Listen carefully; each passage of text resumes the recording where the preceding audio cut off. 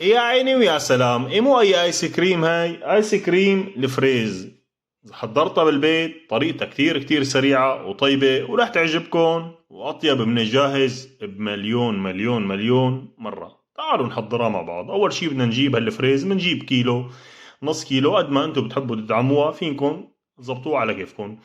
قسم قطعته وقسم قطعته شرائح، وقسم هيك بدي اضربه على الخلاط بحيث انه نعمون.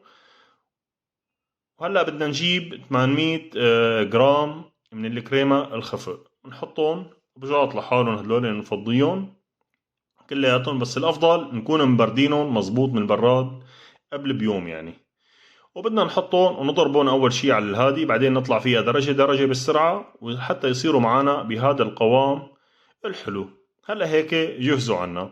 هلا لجاط تاني بدنا نجيب الحليب المكثف، بدنا نحط علبة وبدنا نضيف كمية الفريز. طبعا حاولوا لا تكتروا الفريز، يعني نص كيلو وزيادة.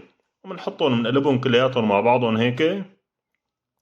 وحبيت احط معهم شقف، انا قطعت كمان هيك شوي وخلطته معهم. فيكم تبرشوهم برش، وفيكم ما تحطوا، وفيكم تعملوا غير الفريز كمان، تحطوا موز اللي بدكم اياه. بعدين بدنا نجيب هلا الكريمة اللي خفقناها، بدنا ننزل بالكريمة كلياتها وبدنا نقلبهم تقليب. ما بدنا نخلط على السريع مشان الكريمة ما تهبط عندي، بدي اياها تضل قوامها متماسك. وبدنا نقلبهم تقليب لحتى يصير معنا بهذا الشكل. هلا نجاط بيركس او اي علبة عندكم تحسنوا تدخلوها لقلب الفريزر، تسع بقلب الفريزر. بنفضي الكمية كلياتها وبنقطع شرائح فريز. حبيت انا زينهم بهذا الشكل. صفيت شرائح، طبعا بدنا نرققها مشان لما بدنا نقطع البوظة ما تكون في سماكة، بتكون مجمدة كتير. وفرمت كمان شوي هيك ناعم، ورشيتهم على الوش هيك، يعني منظرهم طلع حلو كتير. وبدنا نغطيهم وبدنا ندخلهم الفريزر أقل شي من ساعات. أنا تركتهم يوم كامل لحتى كمشوا مليح معي وصاروا مجمدين. هلا متركها هيك شي نص ساعة لحتى ترخي شوي.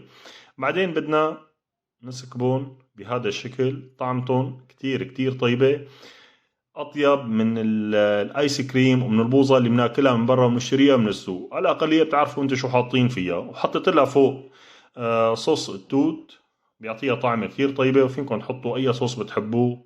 وصحتين وهنا وعوافي.